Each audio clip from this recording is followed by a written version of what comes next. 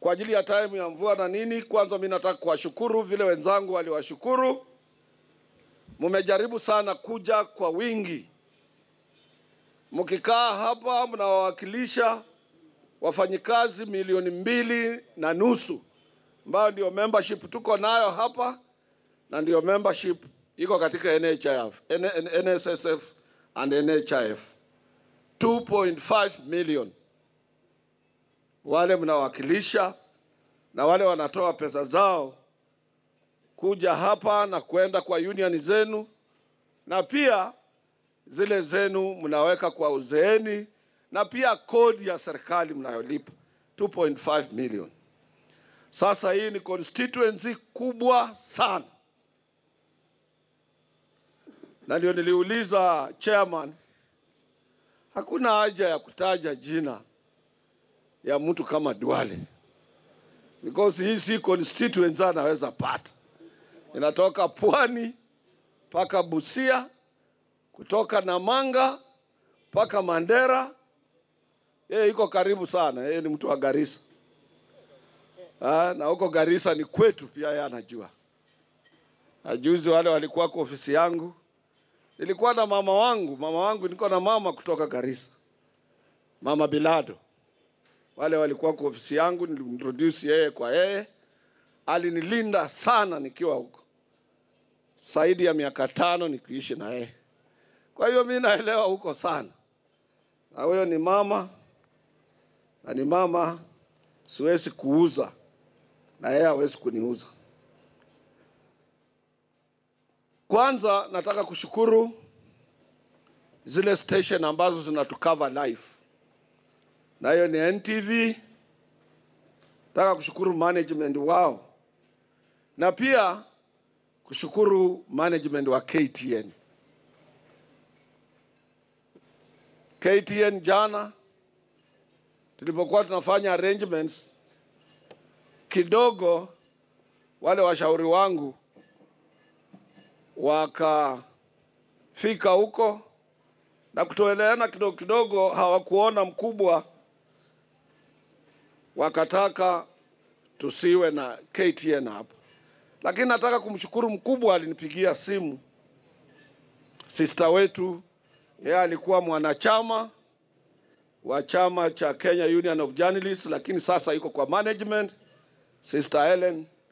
Akasema ni lazima KTN iangalie sisi, na sisi tuendelee kuwa customer wao. Nataka kuhakikishia both KTN and NTV, COTU will never let you down, because mnatupatia coverage na amja to let down. Na pia nataka kuuliza management, because sijui Eric Odori yuko hapa.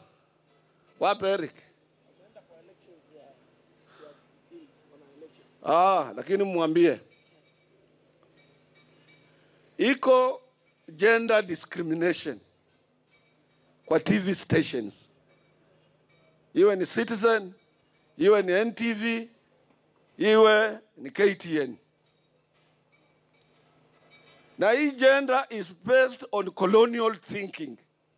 Mimi uochi sana TV. Hakuna mtu, every time siponipata nikiwatch news, na kila saa nimeweka 7, you must get me watching news. I'm updated all the time. Na ninamalizia saa 3, na kama ziko brief saa 5 pia nitawatch. Hata breaking news. Na pia napata nafasi zikisha station zote zikisha fungwa, naenda kwa Al Jazeera ama CNN. Sasa mimi naangalia sana na observe. Hata BBC naangalia for global news and what is happening elsewhere in comparison na yale yanafanyika hapa kwetu. Hapa iko gender discrimination kwa wale anchors. Wanaume, you can just walk in a studio the way you are, na unaanza kusoma news. Na wamama anabadilishwa, anataka aonekane kama African American.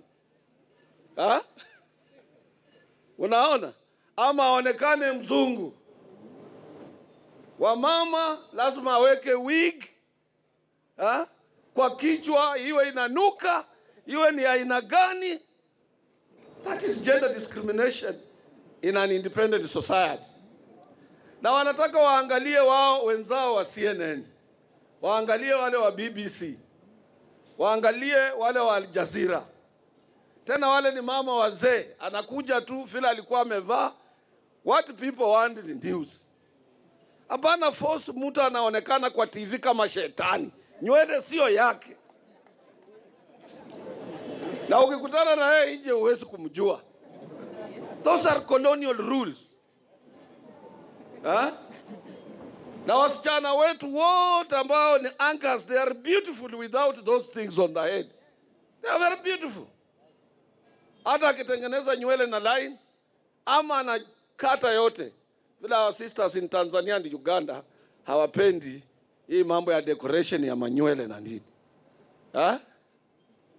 Wengine mliona the global film star mtoto wa Nyang' Nyong'. Yeye hapa anatengeneza manywele. Na yeye ukiingia kwa any international airport, wale watu wanafanya advertisement of their international products, unaona mtoto wa Nyang' Nyong' yuko huko. So the beauty is not in the wigs. Ile vitu wa mama wanafosiwa, wasichana wetu wanafosiwa na TV stations. But this is a case that the union will take up with the management.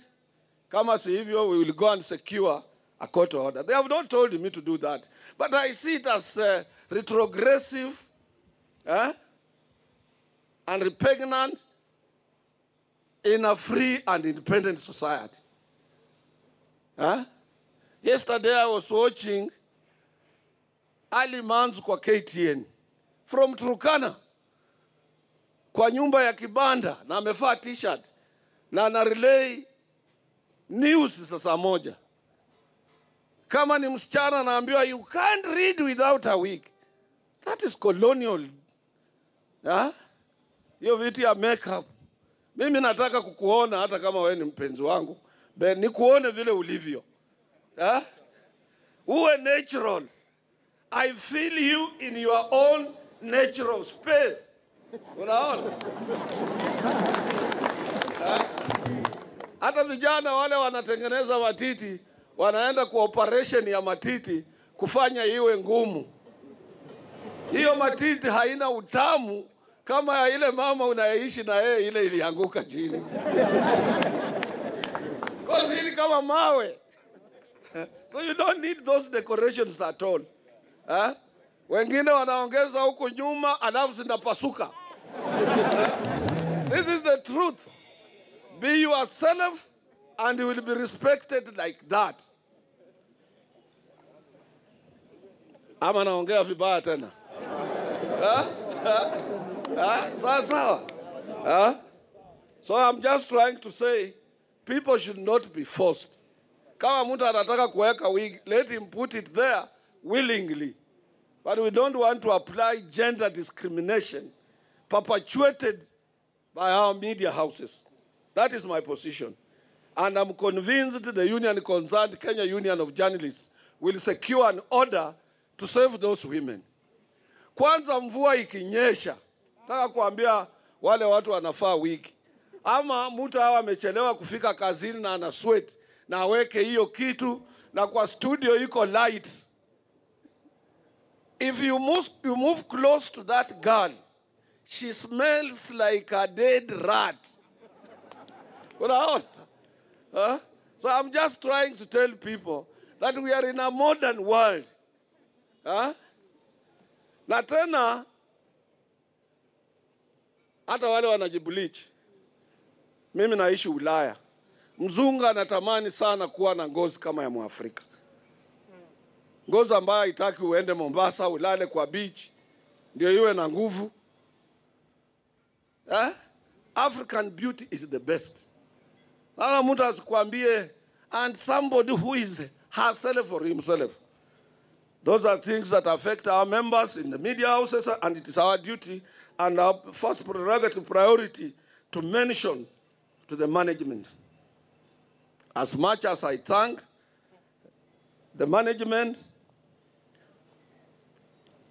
na nilisimama na hawa wakati TV stations zilifungwa. I stood with them.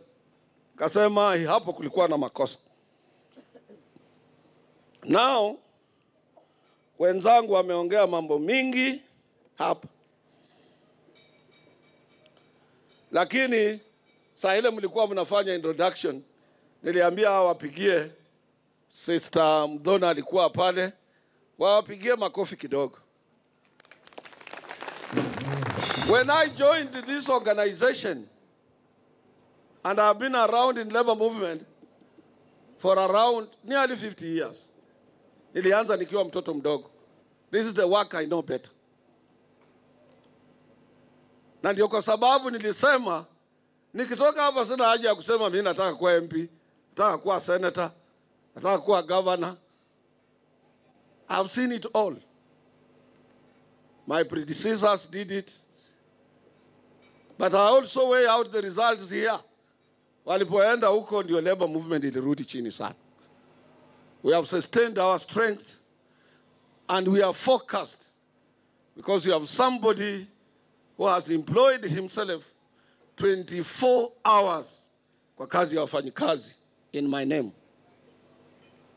Na hatukukua na wamama leaders. Today, the Assistant Secretary General of COTU, Sister Carol Ruto, is a... If I dropped dead, they are one of the people who can succeed me easily. Kama hawa watakubali. Huh? We have Sister Rosa Mamo. Where is she? Leading a giant union. Na tulikuwa naye kwa mkutano hapa naambiwa ameenda. Ameenda hospitali. Deputy yake alikuwa hapa bwana Edward Olichiri, and ana deputize huyo mama. That's a big union. Gari yote ya Didi, Dobi, marshals, whatever type of vehicles, Toyota members, they follow under that union. It's a big union. We have Sister Cecilia. She's a general secretary of a big union now. Union inadili na saloons na hiyo Manuele nasema. Sikuharibi biashara, sister. But it is, sometimes we are compelled to speak the truth. Amejenga hiyo union, is a big union now. Ametoka Ulaya juzi kurepresent wafanyikazi wa masaloons. We have Sister Rebecca Nyadogoras. She's here. The Treasurer General of COTU. We have Maria Gundaikapa, the chairman, national chairperson of Tailors and Textile Workers Union. Sister Njoki iko wapi? Sister Njoki is an executive board member and elected not only in Kenya but in Africa. She's the chair of the youth committees on the entire 54 African countries. She's from Kenya. Iko mama mwingine amewacha? Deputy Secretary General Njeri. Is he Njeri or who? Yeah, that is Deputy General Secretary wa Printing Union and Deputy to our Chairman General who is not here, Mzee Rajab Mondi. I have my own chairperson in my own union. That is Margaret Wangoi. Where is Margaret? Margaret Wangoi will be coming. She has just been here right now. She's the chair. She's my chair in my own union. So women have made tremendous strides.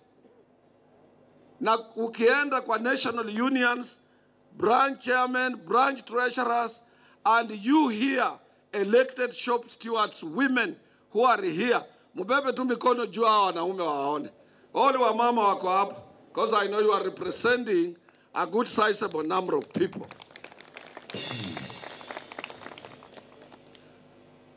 And I want to thank you very much. Because wanaume, you cannot close your eyes as if you are the only lions on the universe. Tuna wamama dunia mzima. Research inatuambia they constitute 65% of world total population. Wamama ni wengi. Nyinyi mko tu 35%. So we are at the mercy ya wamama. Kama wangelikuwa na umoja wakidecide who is supposed to be their president. Kama sisi hatuwaingizangi katika mambo yetu ya kiukabila, mambo yetu ya interests zetu, they can rally behind one woman na waseme tuende kiwanjani, mtapiga kura mtawapata. So I wanted to confirm that on leadership. Brother Kavuvi ameongea akasema baba aje hapa kwa sisi. Nataka kuhakikishia baba hata asipokuja kwa sisi, even His Excellency the President anajua sisi tulianza kuuliza handshake in March, hata kabla ya election last year. Hata nyinyi mkasema hii mzee huyu Atwoli kichwa yake ni mbaya. Hata huko kwetu Western watu wanasema miaka, kwa nini kila saa anasema anataka dialogue, anataka watu wasalamiane? But those people who are opposing ndio vichwa yao mbaya. Because if there were people who did understand the global economic dynamics, you can only build economy in a situation where we have all, be it political, social, or any other given area that borders economic, kama iko stability, kama kuna stable. We have stable economy, we have stable political situation, then unaweza fanya kitu yoyote hata kuhusa nyanya. That is what I was saying. And I used to remind them, it's better to have a bad government. Mumenisikia kila siku nikisema hivyo. Kuliko kuwa bila serikali. It's better to have a bad government other than not having one. Na mimi, huyu Wafula yuko hapa, anaweza kuambia. Because Wafula alienda Somalia wakati wa Siad Barre, Mogadishu. Aliona Mogadishu ikiwa mzuri siku zao. Leo kuenda Mogadishu. So your handshake ni ya maana kwa majority. What I wanted to tell Brother Kavuvi is that former Prime Minister, kwa wale watu tulipelekea barua zote, yeye ndio wa kwanza kuconfirm he's coming to be with us on Labor Day celebrations. Atakuwa na sisi Uhuru Park na atakuwa na sisi Lanjord. Na unajua akiwa hapo na walifanya handshake, nafikiri hata mkubwa mwenyewe atafanya nini? Because yeye ndio guest of honor, ambaye ni president wetu Uhuru Kenyatta, we are expecting him to come. Last time tulimwambia tuletee 22%, akajaribu sana akatupatia 18%, we thank him. Saa hii kwa ajili, na iko hapa vijana, iko kijana Anthony Kithenji simama. Kithenji is the oldest economist na COTU, very well versed. Na iko hapa Professor Noah Chune. Mtu ambaye alisomea mambo ya uchumi, amelecture India, America, mambo ya uchumi ndio iko kwa kichwa yake, ukiona amechoka hivyo. Wameni advise this time wawili hawa ndio walikuwa watu wa kwanza kugundua we have lost 100,000 jobs from August to November. They commissioned research. Very competent. Saa hii wameniambia be fair kwa ajili ya msukosuko tulikuwa nayo ya siasa. But because now the economy is on upward trend, kama tunapata 18% minimum wage, sisi tutasema asanti. Na tumeandikia president. We have written to His Excellency the President ya kwamba minimum wage ni lazima iende juu. Wengine wanasema we will reallocate. Walianza kusema Mgala akiwa hapa 1984. Mishahara ikiongezwa sisi tutareallocate. Na wako mpaka sasa wanatisha serikali. Oh, you know, the cost of doing business in Kenya is very expensive because of labor. Na wako, na wajua. And they are making more money. Kenya is the headquarters of exploitation of labor. Mimi nawakilisha wafanyikazi kutoka the agricultural sector of our economy. Ziko companies niliona mkimenishwa ni zingine, my deputy. Iko Finlays, zamani ilikuwa inaitwa James Finlays. When we narrowed down na wanataka kuavoid kulipa tax, wakatoa James wakaweka Finlays Limited. That is the headquarter company. Colonial management and headquarters of exploitation. Hapa Naivasha, unaleta watu kwa chama, usipochunga wamefuta wote, na wana promote vitu inaitwa welfare. Welfare is not a trade union.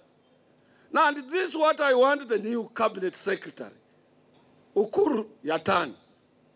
Huko ndio nataka angalie exploitation of labor, labor inspection. Huko ndio nataka yeye angalie. Asiwe drone na Duale pahali iko pesa ya NSSF. Atapotea. Kambi alipotea.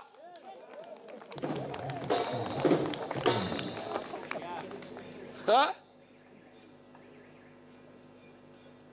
Watu wanaumia outsourcing of labor.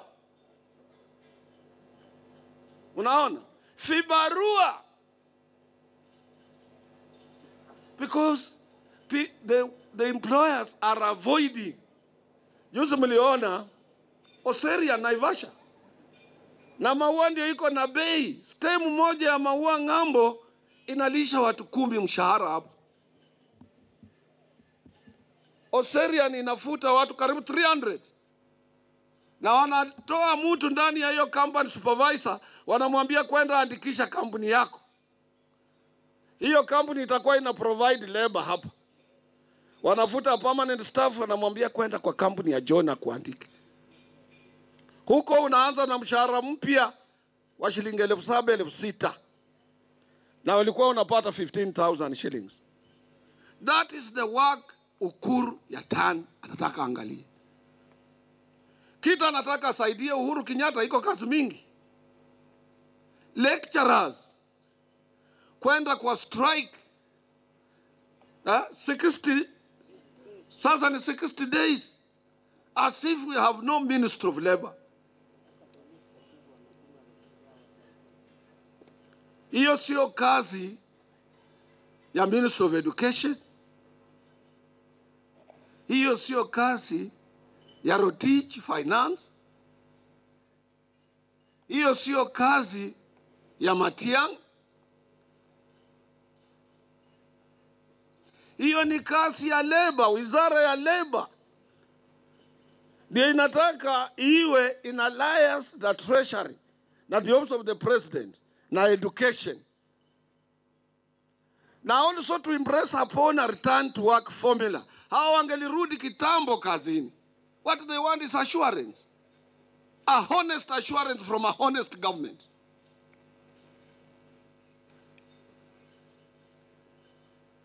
Na mimi sijui kwa namna gani. Alafu tena unaona mtu anaapia kwa gazeti. Anasema hawa lazima warudi kazini ndio sisi tuangalie mambo yao. Hiyo mambo yao uliweka wapi ambao utaangalia kama wako kazini? Alafu unaambia Duale pereka bili kwa bunge ubadilishe sheria kuhusu strike.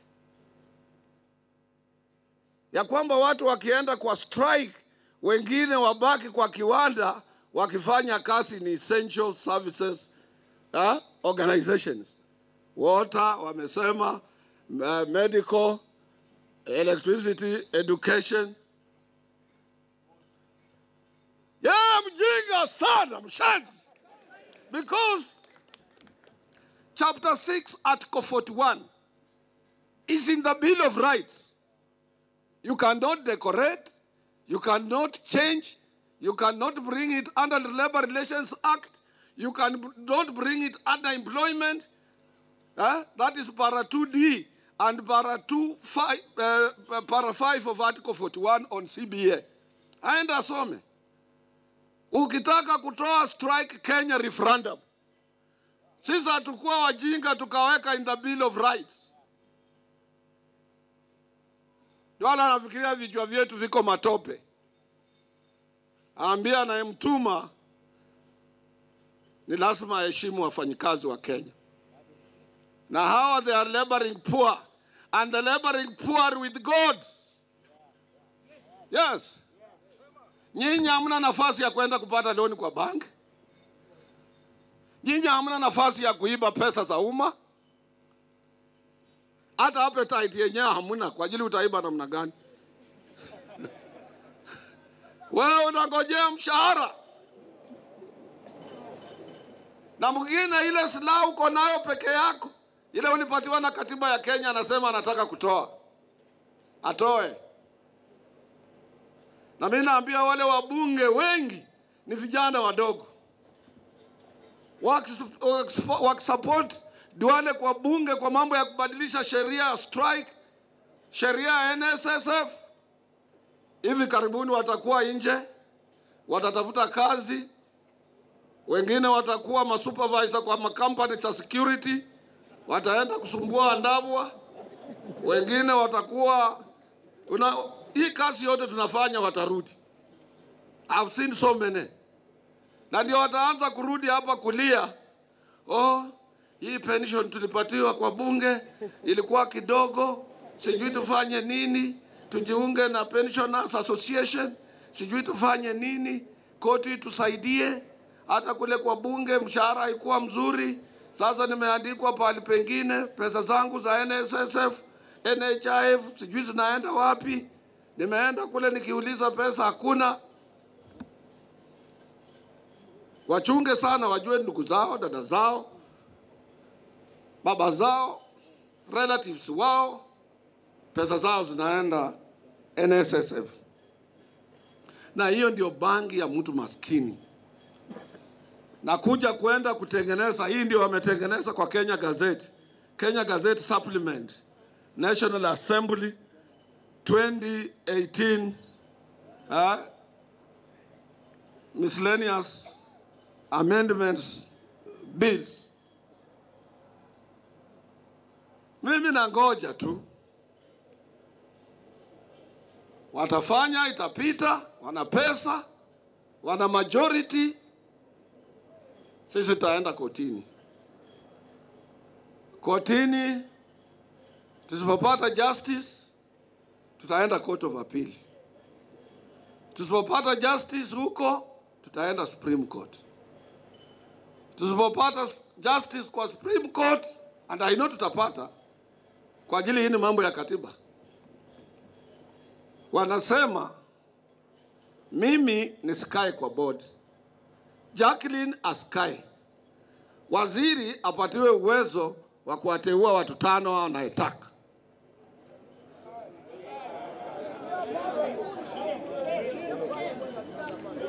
Na wanasahau waliponitoa kwa hiyo board 2013.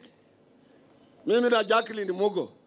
Tukarudi 2015 September.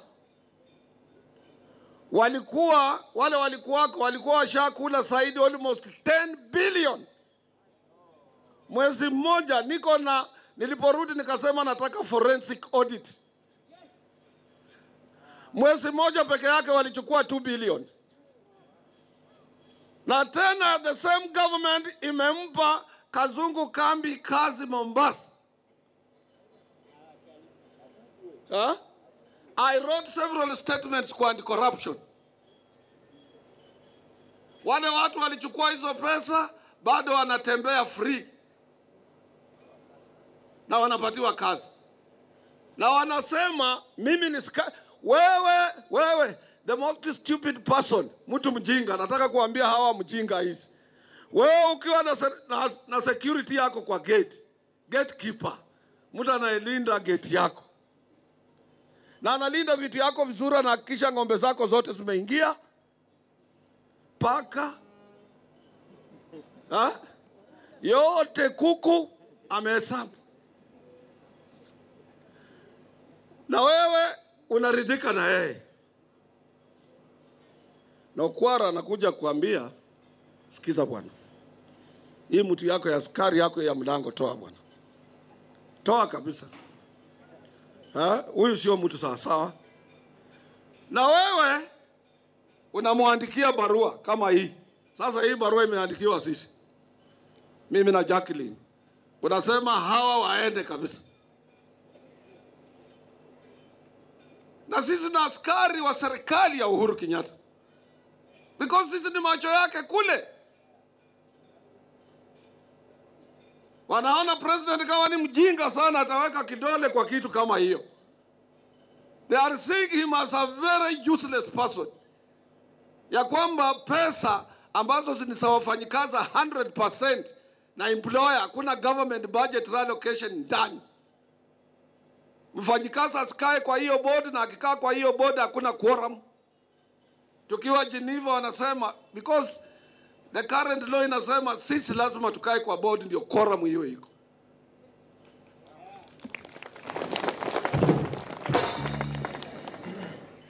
Hawa jamaa wanaonanga watu wengine kama wako matope kwa vichwa sana. They think everybody has cow dung in the head. Mavi ya ng'ombe ndio iko kwa kichwa. Na ndio nilikuwa napenda mzee Kibaki angeliwatukana mavi ya kuku. There was no other better language than what mzee Kibaki used to tell them. Hata hawa watu ni mavi ya kuku.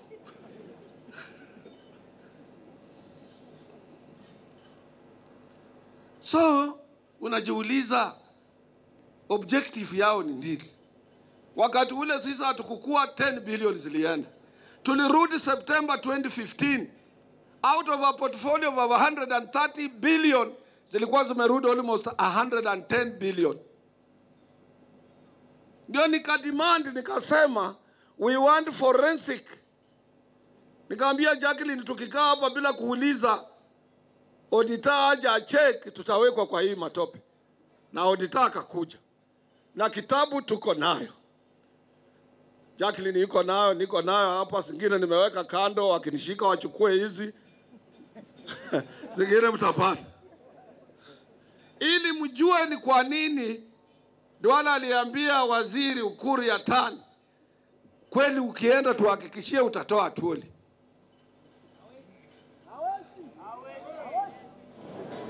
Unaona? Sasa mimi sio neno, naweza toka. Tukichukua NSSF, wazee walikuwa wanalala hapo katika hiyo National Security building hapo Upper Hill, siku 3, siku 4, siku 5. Paka lawyer achukue, mzana alipo 48,000, lawyer anachukua 20, mzana aenda na 28 ama 18. Na alifanya kazi 50, 60 years. Huko ndio wanataka kuturudisha. So mimi nawaambia hiyo tutafanya hivyo.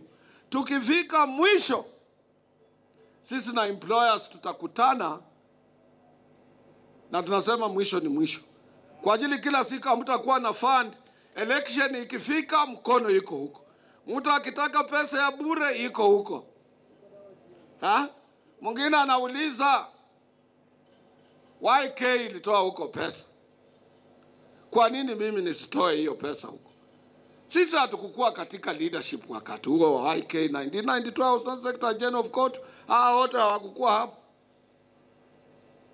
This is a new set or sets of leadership with new thinking as a pressure group and closer to members. We cannot allow that. Mtaambia hivyo. Wamenitafuta, mimi naambia hata biashara sijui. Usije kwangu uniambie tunataka tuanzishe na wewe kampuni, tuende NSSF tupatie tender ama NHIF ama wizara fulani. Hiyo sitaki. Kwa ajili sijui. Mimi ni kiongozi wa wafanyikazi period. Tena mikutano yangu inakushia kwa board. Walitafuta, na mimi nasema mtu yeyote kama alichukua pesa hata kalipwa contractor, akaniletea shilingi 200 ama 100, ajitokeze. It is against my beliefs and my background and my Christian background.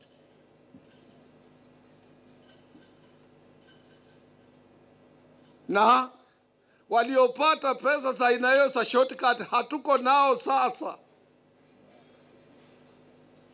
Na wajua walikuwako kwa serikali ya mzee hayati mzee Kenyatta, walikuwako kwa serikali ya mzee mstaafu Rais Moi, wamekuwako wachache kwa serikali ya mzee Kibaki. Kibaki alijaribu control sana corruption, because ulikuwa unapatikana kwa serikali ya Kibaki, you are on your own. Na anakuonya, yeye hakutetea mwizi yeyote, hata wale walikuwa wameappoint kutoka kwake. Ama mtu yeyote alipoteza pesa ya umma. He never. Na President Uhuru alituagiza hii miaka yake ya kuacha legacy, watu wajichunge sana. Na mimi juzi niliota ya kwamba mkubwa sana, na watu wa magazeti wakazuia mimi hata kwenda kumuona, alipelekwa mahakamani. Na ndoto zangu asinipatiangi makosa, aziwangi wrong.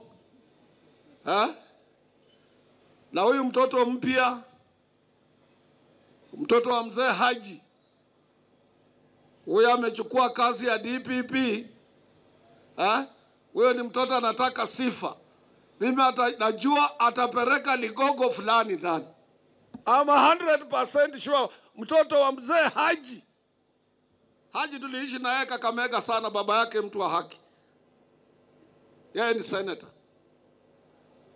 Na hiyo mtoto yake amesoma mpaka Australia mpaka wapi. Atafunga mtu. I'm convinced. Wakishikana na DCI mpya bwana Kinoti watafunga mtu. I'm convinced. I'm convinced. Things are not going to be the same. Because Inspector General anajaribu alikuwa peke yake. Boynet.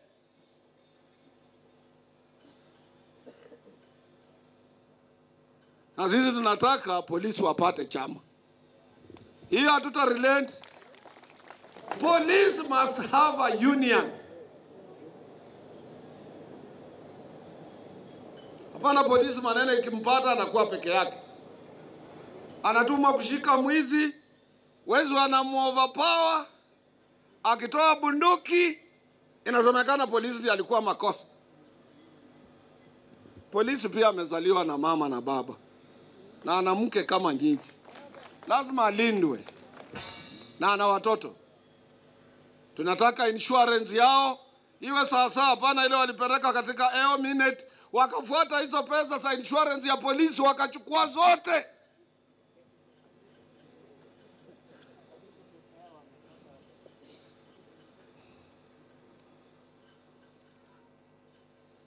Na juzi walikata pesa zao na hakuna mtu kusharudisha. Lakini mimi nawaonya, siku moja kama wapatii police union na waweke pale a rider ya kusema police should not go on strike but to mediate and also to enter into dialogue for their rights. Wakikataa kabisa kupeana union, sisi tulipata hiyo katika Labor Relations Court ilitupatia. ILO inataka hivyo. Siku moja nitauliza polisi, I'm undisputed spokesperson of any worker, what the civil servant, police, or even those in the armed forces, including worker number 1. Kama ongezi Uhuru mshahara ni mimi nauliza. I'm registered. Nitauliza polisi na nitatangaza, nitakuwa hapa na press conference. Niambie polisi siku ya Jumatano, kama watapata union lakini sio sasa. Siku ya Jumatano dakika 20 peke yake. Waanze saa 6 ndio mzuri. Saa 6:30 mpaka kama bado dakika 10 saa 7.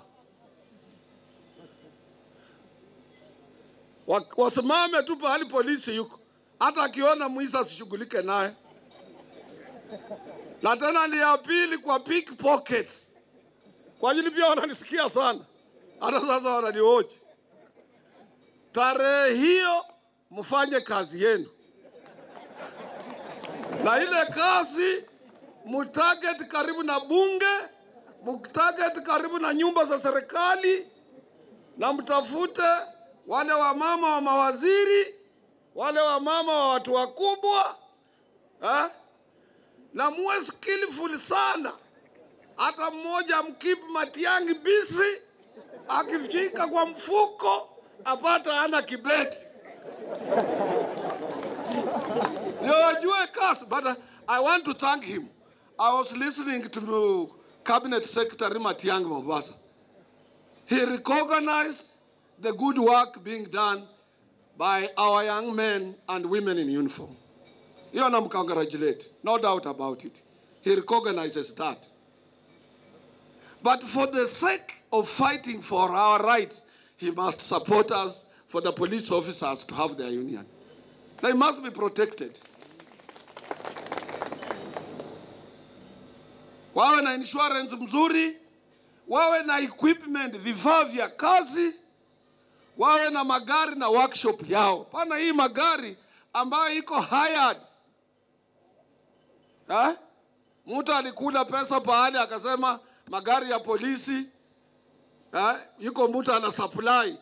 Hiyo magari sio yetu ya Kenya government. Sisi tunalipa, ni hii magari yuko watu wengine ndani.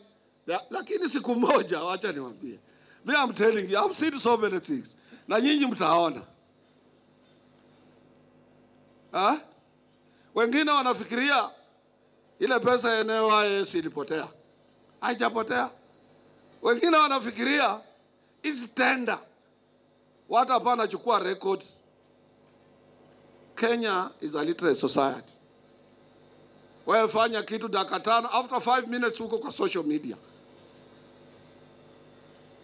Na wengine wanafikiria nikifanya hii nijitajirishe na pesa za umma kwa miradi sio ya maana, watu hawajui. I might not be there, but something is telling me I will see it. Kama wewe hapana fanya haki, tutaona.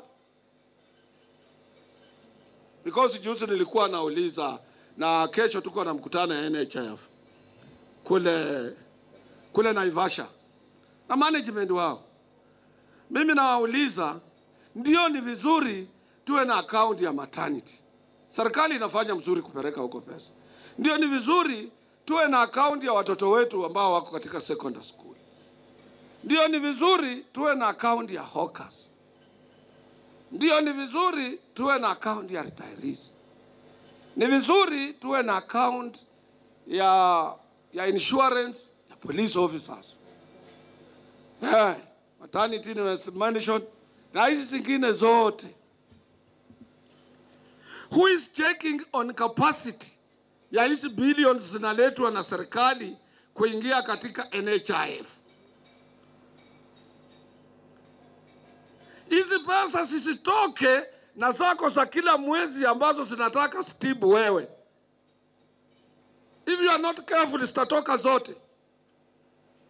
So we must know and understand the capacitance, the capacity of NHIF to handle this colossal amount of money.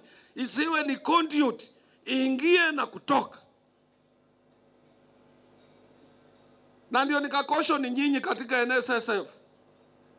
Kosa nasikia iko PS mmoja, ana champion ile ya wazee, ile pesa ya wazee iunganishwe pamoja na pesa yenu ile ya NSSF. Ujue ile ya wazee remittances ikienda, itaenda na yenu. I'm telling you, itaenda na pesa yenu. Msinilaumu sikumwambia. Tena uende huko NSSF, unatoka huko bila pesa. Sema wewe atuele akuambia sisi, hata huko pesa yetu yote ilikwisha. Na waambia sasa.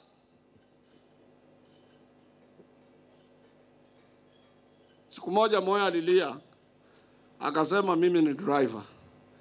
Lakini hii basi yangu, gentlemen, munisaidie. There are a lot of pickpockets. Sisi ndio tunataka tusaidie President Uhuru. Kuna mtu ingine. And as I've told you, President Uhuru means well for this country. He means well.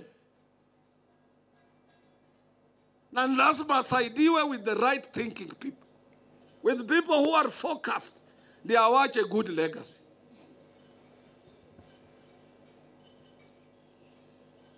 Sisi kila siku election tunapigana. Kila siku election tunapigana. Na wewe na mimi hatutaki kuwa president. Kwa nini tunaharibiwa ustaarabu wetu ustarehe? Ha?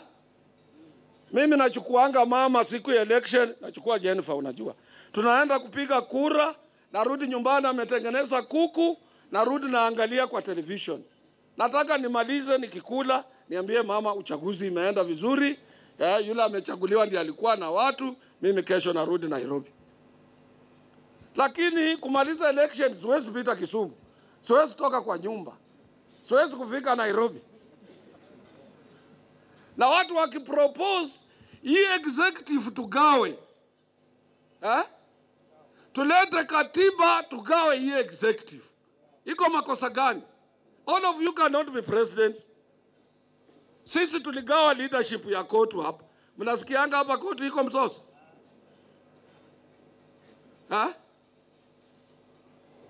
Tuwe na president, wanaweza kusema ana few powers za kufanya here and there. Recently I was listening kwa mtoto wa Gashoka, naitwa Tony, kwa television, kiwa na Jeff Koinange. He reasoned very well. Tuwe na several deputies. Chukue moja Mombasa.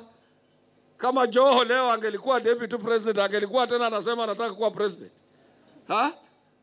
Tupate moja Western. Tupate moja Nyanza. Tunaanza kusema Aisuru. Wakikuyu walianza zamani, wacha tuwaachie tu president. Ndio? Na Aisuru wacha tufunge macho awe president. Lakini sisi tuwe pale kari. Ili akichoka aondoke ama apande ndege aende Kampala, wewe pia unakaa hapo kidogo,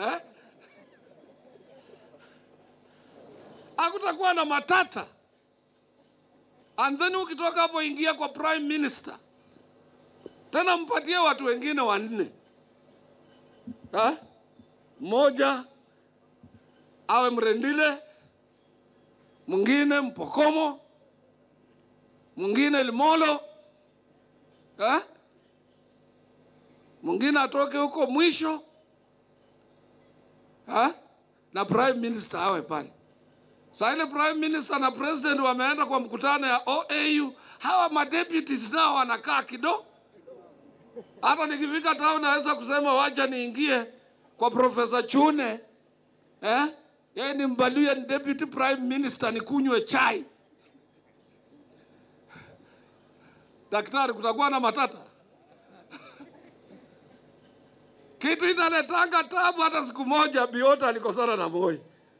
Huyu akaniuliza unafikiria ni nini ilifanya Biota akosane na Moi? Huyu reverend akaniuliza. Nikamwambia reverend njoni kupeleke kitu kilifanya Moi wakati huo Biota wakosane na Moi. Na ni marafiki siku hiyo. Kitu kinafanyanga marafiki wakosane. Nikabeba reverend, nikamweka kwa gari, tukaenda Kenyatta market. Kaambia mzee mwingine yuko huko Mkikuyu, rafiki yangu ya miaka mingi sana. Anaitwa Kadhiri. Kadhiri, choma nyama mzuri ya chaps, weka angalia ile iko soft weka. Mama mmoja alikuwa pale anaitwa Kinyi, aliwachia kijana mmoja anaitwa Peter. Atengeneze ugali ya kiwestern. Ikaletwa, reverend akakula. Kauliza reverend umeshiba? Akasema ndio. Kaambia reverend, hii ndio inaleta ukukosana kwa total man na mzee. Ajili total man anataka cross mpaka kwenda kuchukua chakula ya mzee. Kitu kinaletanga makosa ni chakula. Sasa ukidistribute chakula vizuri kwa serikali hakuna mata.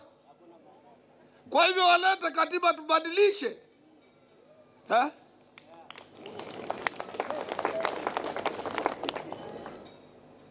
Na hii ndio mimi nataka hata deputy is a bright fellow. He can only govern this country when there is peace. Yeye ndiye anataka awe kwa mstari ya mbele. Sema hii kitu badilisha. So that kazi yake ataangalia, is a strategist. Aone kama prime minister ndio itakuwa na power, aingie hapo. Aone kama president ndio itakuwa mzuri, aingie hapo. Lakini akiendelea na no, maji itashinda yeye. Iko wevi inakuja kali sana. Na anataka asome times pole pole. Me, I'm not a politician, but I'm an elder. Kibaki made me EBS, MBS. Butofulika alinipa National Order of Merit. Kubwa sana. Butofulika, president of Algeria, for the entire Africa. If you dismiss me, you are dismissing me at your own peril. You are dismissing me at your own peril. Na sina tamaa ya kuwa president, you will not see me competing you, but you will remember me. Mnakumbuka mimi nilisema, unaweza kwenda kwa YouTube utaona. Niliambia Jeff, mkitaka peace, there is no two way. Uhuru must swallow his pride, akata hapa aende Karen. Bila support. Raila akiamuka mpate kwa sitting room, aida anampa chai. That day there will be peace. Ama wawili wakutane bila supporters wao. Kenya will be peaceful and our shilling will appreciate. Did it come to pass or it didn't come to pass? So when you are dismissing me at your own peril. Inji sasa iko quiet. Kiwanja ya siasa iko levelized. Ala sasa watu wanauliza Raila alikuwa namna kwa Kibaki waliongea nini? Na kwa Moi walisema nini tena? Hata songa ameingia huko. Ya.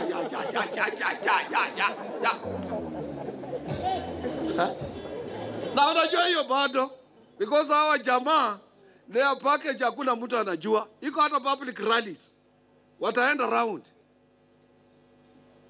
Na hiyo Uhuru atawacha inji ambayo iko united, peaceful, and I think that is what he wants.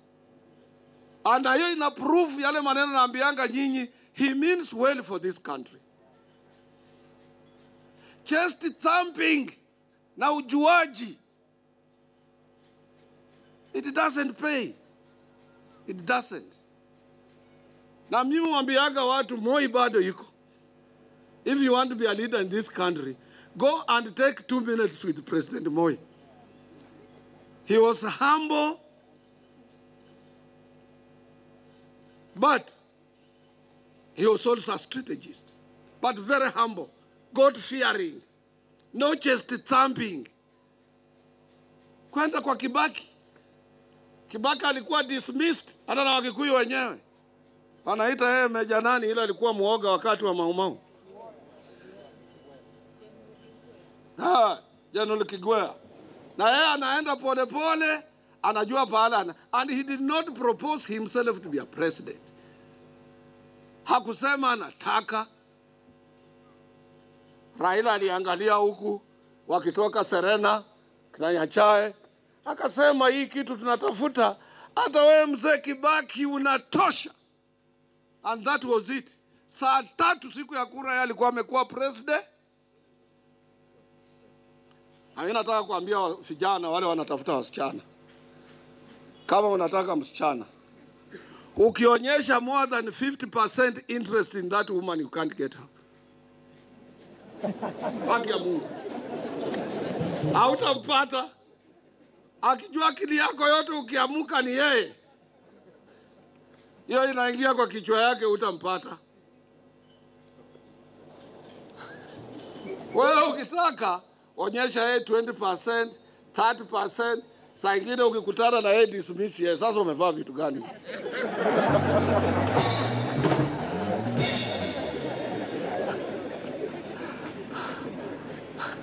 And you will get her. Ataona na hii mtu kila siku anaona makosa kwangu. This guy anajipenda sana. Na msichana yeyote anataka mtu anajipenda na mtu anaweza kuprovide security. Lakini wewe unakimbia kila siku, bado yuko na mama yake, umefika mwana.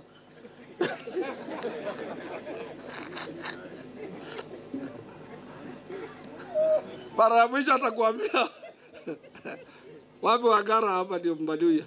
Anasema oru langai hii, abahana jibagari kuoyo.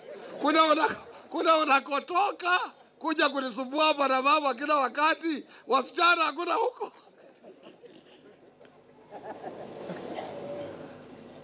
So if you want something, time it, go slowly, be humble, make friends, mend fences, kama wale mlikuwa mnakosana, produce it all inclusive. So I'm just trying to say, we want to work, wale watu ambao wanajua Kenya. Churches have said, sisi tulisema kitambo, let's work on Kenya's constitution. 2, Zamba Kitonga amesema, hiyo kitu tuwachie lawyers ama experts. Watutengenezee na haswa executive, pia to reduce wale members of parliament and those other necessary political positions. So that the economy, this is a very small, fragile economy. Mimi juzi nilienda bunge na nikapigia Speaker of National Assembly. Bunge ya Kenya, bunge. Ukienda kwa restaurant, tulikuwa na wewe. Very filthy. Hata ukiwa mbunge huwezi pereka mtu kwa hiyo restaurant. Na ndio wanagawa pesa. Na hiyo ndio Duale anataka atafute msaada wa kurevamp the restaurant katika parliament. Ukiangalia zile curtains ziko huko. Chafu, pali chafu. Hata kama umevaa suit, niliambia Speaker, mimi wafanyikazi wananilipa. Nilikuwa nimevaa my designer suit. Mjumbe wa Sabot akatununulia chai anaitwa Caleb Amisi. I could not sit on those seats. Nilikunywa chai kama nimesimama. Because you have made me, you have promoted me. Sasa badala ya kutaka kubadilisha NSSF Act, unataka kubadilisha employment. In employment relations or labor relations, what I want is people to enter into dialogue, not to bring about punitive, or to take punitive measures through acts of parliament. That shows ineptness in thinking, lazy capacity to negotiate, and poor public management. Hawa namna gani? Daktari tunaendanga na wewe leo. Watu hapa washenzi sana. Kwenda bunge, kwenda restaurant. Hiyo restaurant George Anyona came from us. We used to go there. Siku za buya. My own cousin Martin Shikuku alikuwa ndani ya hiyo bunge. Baba ya huyu mtoto anaitwa Senator Haniri walikuwa wanatuitia chakula. Sami Muhanji ambaye alikuwa anafanya na Rebecca, tunaenda huko kusaini check. Joseph Joli Mugala hii alikuwa huko. Fred Omido, wale watu walitoka kwa wafanyikazi. Msodu huyo Porong. Ato Chwada, wale walikuwa kwa bunge, walitoka kwa workers. Marehemu Jumaboi, marehemu Kiliku, walikuwa katika bunge. Mimi naona wajinga wengine wanaambia Sosioni, you can't hold 2 jobs. Walimu mnadanganywa. Walimu msikubali kutupa Sosioni. When political leaders were in detention, it is workers in Africa, Asia, and Latin America. Say, we are the people who brought independence. Those who hijacked it, ndio hao wanasema walimu wanadanganywa. Wanaambiwa mtu hawezi kufanya kazi mbili. Kazi ya bunge sio kazi. Na sisi kwa katiba tulisema workers must be represented in parliament. Sosiona to represent from the streets. It is for the advantage of Kenya National Union of Teachers to have their own in parliament. And they must be proud. Na mimi naona wanasiasa wanawaingilia wanaleta maandamano. Mimi naweza kuambia ni wajinga sana na wana history. We are happy Sosioni kuwa kwa bunge. We are happy Odege Tom kuwa kwa bunge. We are happy Miremba kuwa kwa bunge. We are happy Wambirianga kuwa katika bunge. We are happy Omboko Miremba kuwa katika bunge.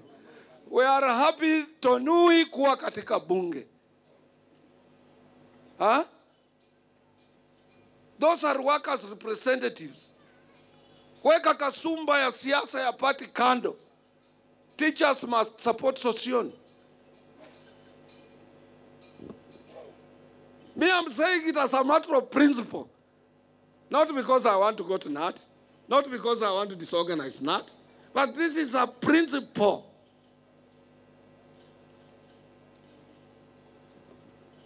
Daktari nimesema, labda ulikuja hapa kama nimesema.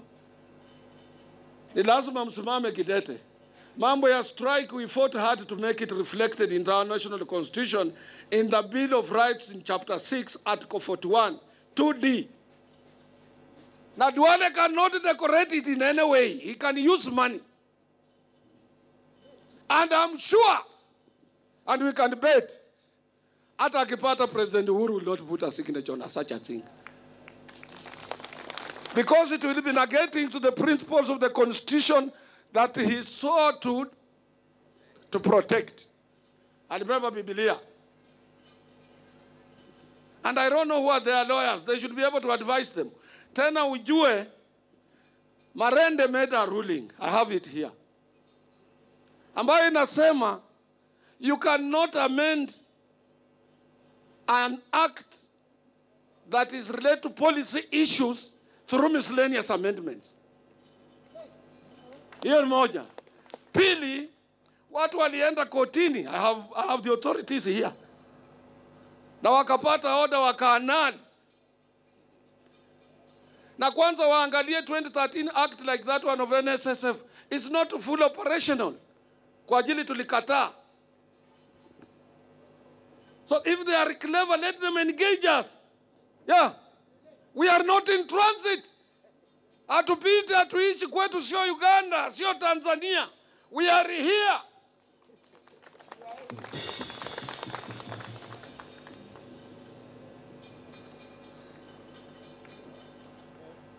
Now I know government ni kubwa sana. Kitu kingine watu hawajajua mambo ya serikali. Serikali ni kitu kubwa sana. Na jina serikali inatoka kwa kitu sirikali. Unaweza kuwa kwa government as either you are party spokesperson or a political spokesperson or a man in charge of moving bills in parliament. Na haki ya mama yangu, hujui serikali inaenda wapi. Hujui. Kama watu wangelijua serikali inaenda wapi, Mudavadi, Wetangula, hawangelikuwa wana complain. They did not know. Hata wale wako ndani ya serikali kabisa wakubwa, I don't want to mention them. Na mention hawa kwa ajili ni ndugu zangu. They didn't know ya kwamba there will be a handshake between Uhuru na Raila. Even one of the security alisikiza baada akasema leo mkubwa amekuja ofisi usubuhi, kuna nini? Saa hii saa 11 mkubwa ameingia kwa ofisi. Ndini leo anataka kutangaza nini? Nobody knew, even the advisors. And that is government.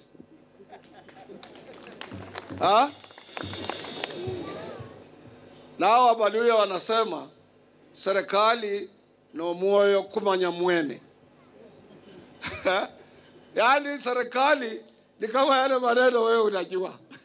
Mimi sijui. Utakufa nayo. Iko mambo mengi wewe unajua. Yule bibi unaishi anajua na kila mmoja atakufa na siri yake. Daktari, kama umeenda Naivasha, sio iko na mama. Ukifanya huko mambo machafu na ambianga mama. Hii vijana yako hawa. So unakufanga na kwa roho. Haya daktari. Wewe jua ninakuuliza, tunasema for example. Ama wacha niseme Omanga Isuru. Kwa ajili Omanga anaendanga Cedars. Omanga ukienda Cedars mama anajua.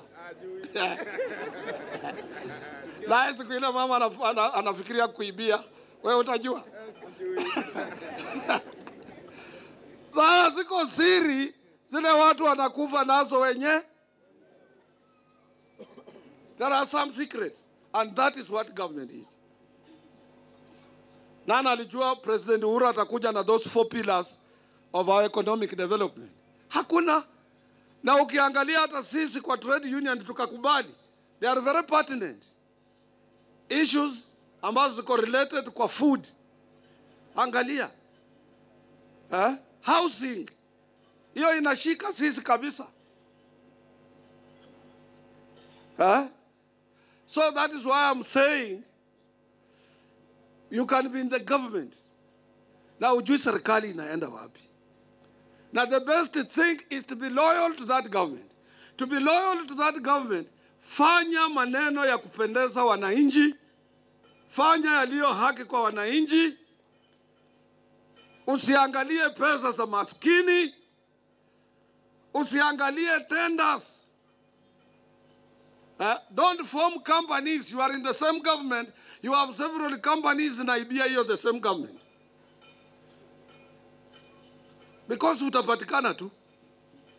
Hakuna pahali ndururu inatoka ya kwamba haitafuatwa.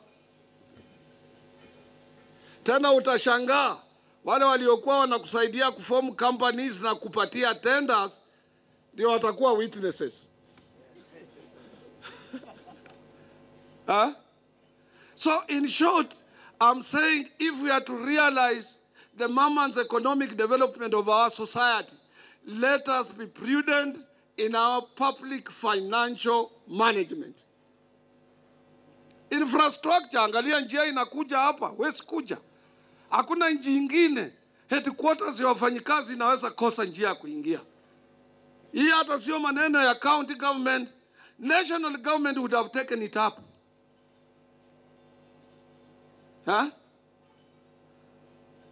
Because dunia mzima ukitaka kuendesha biashara yako, kitu ya kwanza utataka pahali pa kuweka. Kitu ya pili, kitu ya kwanza ukishapata pahali pa kuweka unatafuta capital. Ukishapata capital unatafuta mfanyikazi. There are only 3 things ambazo zinafanya dunia. Bila mfanyikazi you are nowhere.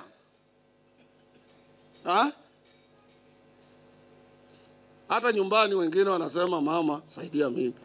Wanatani mama kuwa mfanyikazi. Ben, unakaa, unangoja uletee ugali, uletee nini kwa meza. Akitaka kukomplain unasema bwana it is tradition, bibi ndiye anakaa jikoni. Wewe ukienda kwa jikoni kwani mvua haiwezi kunyesha? Ben.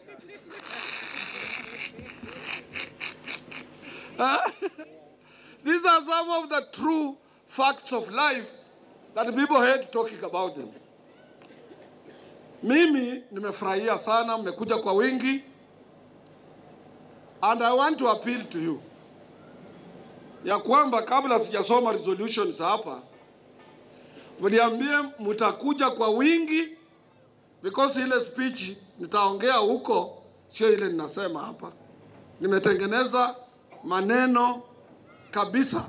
Itakuwa mafupi kwa ajili tuko na mvua, tutachukua time, lakini maneno ya maana kwa nchi yetu.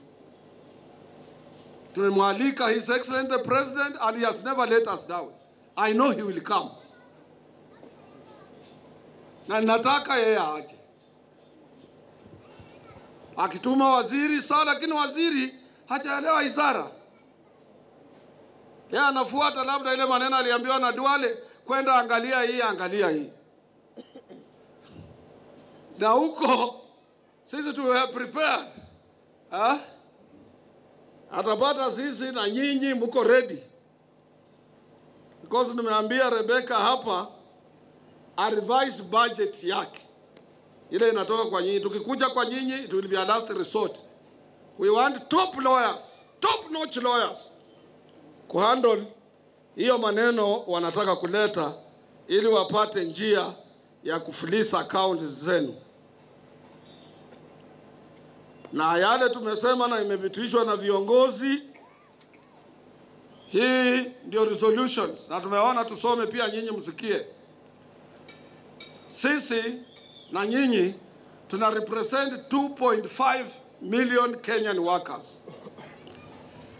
Now wanasema the undersigned General Secretary is affiliated to the Central Organization of Trade Unions in Kenya, COTU Kenya, and representing more than 2.5 million Kenyan workers have passed the following resolutions.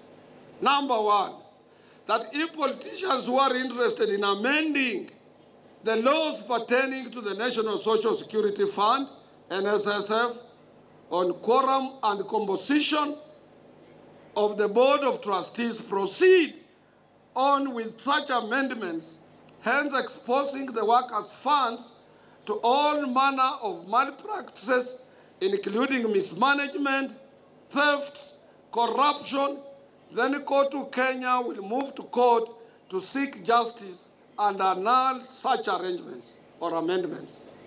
2, if they will persist, because they are always persistent, on these amendments, and COTU Kenya fails to stop the same through the provided for judicial and legal machinery, then COTU Kenya will lead its 2.5 strong million membership to an alternative pension fund that will be under the control of employers and workers. Hiyo ndio itakuwa alternative ya mwisho. Na tuna uwezo, tuna nia, tuna uwezo, na iko njia. 3, COTU Kenya opposes amendments to both the Employment Act 2007 and the Labor Relations Act 2007 that are geared towards eroding what workers achieved in our national constitution, chapter 6, article 41, paragraphs 2D on the right to strike, and paragraph 5 on the right to collective bargaining, both of which appear in the Bill of Rights, which require a referendum to amend.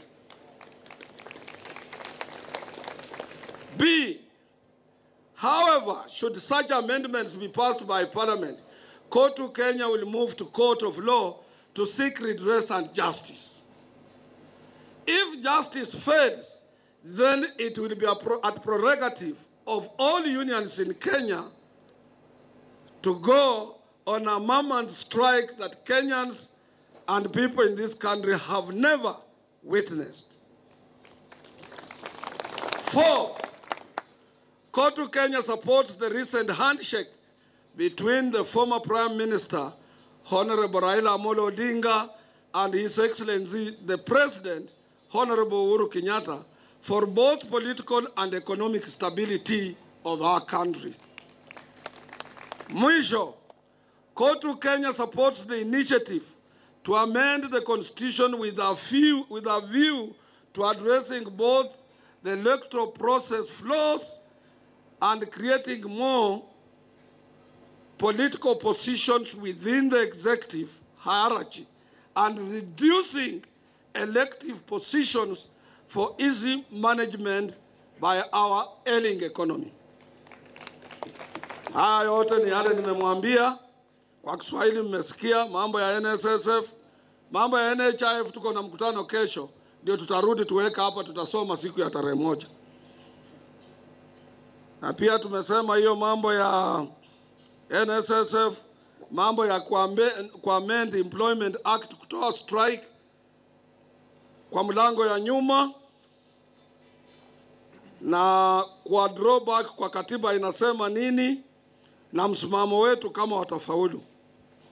Na pia tumeshukuru ile handshake imeleta stability, imeleta mambo ya politics imekuja chini na uchumi sasa umeanza kwenda juu.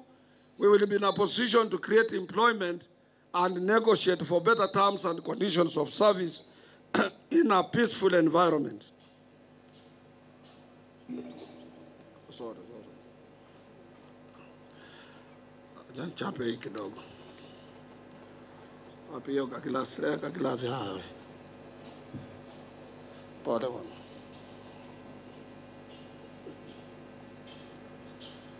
Now, kuna mzee mmoja peke yake alikuwa hanywi imagine anaongea kwa masaa 8. Alikuwa anaitwa Fidel Castro. Bado yuko. Mungu amemweka nafikiri. Ndugu yake alikuwa president amewacha this week. Mwisho ni mambo ya amendment ya hizo sheria za katiba ndani ya katiba yetu kupeana nafasi kwa kupata position siwe shareable. Kenya is all ours. Huwezi kusema we cannot tutengeneze katiba kwa watu wengine kufaidika. Hakuna faida hapo. It's just to create, watu wanaangalianga. Kama kule Switzerland waliangalia wakaona hii kiti ya president inaleta msoso, wakapitisha iwe ina rotate na wakatoa mamlaka yote kwa presidency wakapatia mayor. So mayors in different cities, they are more powerful than the president. President na cabinet yake wana deal na external issues, mambo ya trade, mambo ya foreign, mambo ya inji, mambo ya security. Lakini internal politics inakuwa handled na mayors. So watu hubadilisha. Sio lazima mnaenda njia moja mnapiga hii haiwezi kufanya kazi. Hata ile njia yetu ile ya KANU, mimi ni KANU member. Paka sasa ndio chama nilitoka nikakuja hapa. Mimi ni mwanachama wa KANU na siwezi toka KANU. Kwa ajili mimi ni mzee sasa. Sisi katika KANU tulikuwa na njia yetu ya kulinda president. Sasa hiyo njia haiko tena. Hata tulipoenda Kasarani sisi ndio tulikuwa tunaambia usikubali hii kutoa hii section 2A. Sisi mpaka akatuconvince akasema mambo inabadilika duniani na tukikatalia kwa hii nyinyi mtaumia. Wacha tutoe hii section tulete vyama vingi. Na hiyo ilikuisha. Huwezi tumia njia ya KANU. Hata huwezi kutengeneza chama chako moja kubwa hata kitachukua inji. Mpaka mshirikiane na vyama vingine hawa na watu wengine. Hiyo ilikuwa na nyinyi mmechanuka sasa. Sio kama siku zetu za KANU. So you must also adapt yourself to the new climatical condition as it emerges. That is why I'm surviving here. Nikisema nipigie wakina Kithenji, wakina Chune, wakina Barasa, wakina Omanga, wakina Dr. Luga, these are my sons. Nikisema niwapigie tu story ya zamani, they will remove me here. I must adapt myself to their thinking. I must be adaptable. And move karibu ile kitu sijui naambia indirectly kwa ajili mimi ni mkubwa yao nasema Omanga kuja hapa kidogo. You see, where is my iPad? Can you work out on this one for 2 minutes? I have a meeting. It is not because mimi najua hiyo kitu sasa nataka nifanyie.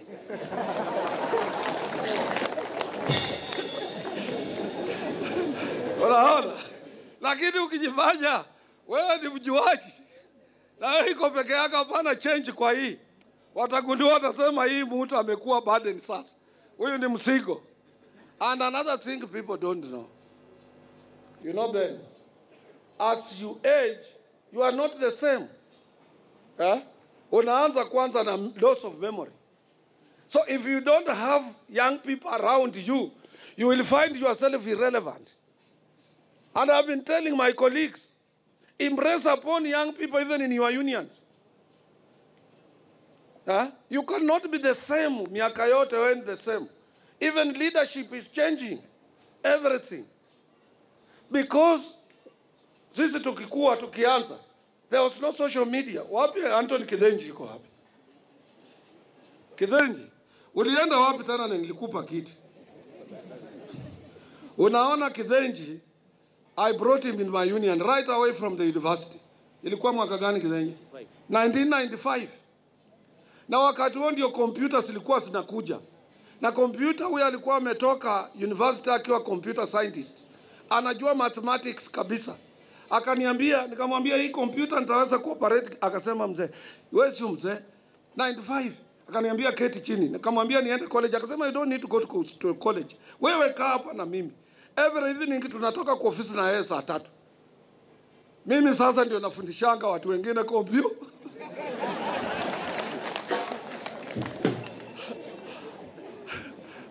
Unaona? So usijifanye. Wewe ni mjuaji na mambo inabadilika. Hii walio na wimbo wengine nasema vitu vichenjanga. Na saa ile vitu vinabadilika ujui. Lakini kama ulikuwa unashikana na wale wenye kubadilisha vitu, you will be warned before they change. Ama namna gani referee? Hata kwa church, you are a pastor. Hapana katu na ile wazee wanachokesha watu kwa church, wanasoma Biblia tena wanaweka macho ine. Kuweka macho ine inachukua 20 minutes akitaka kusoma. Nataka mswage wimbo moja. Ivana. Yeah, one song.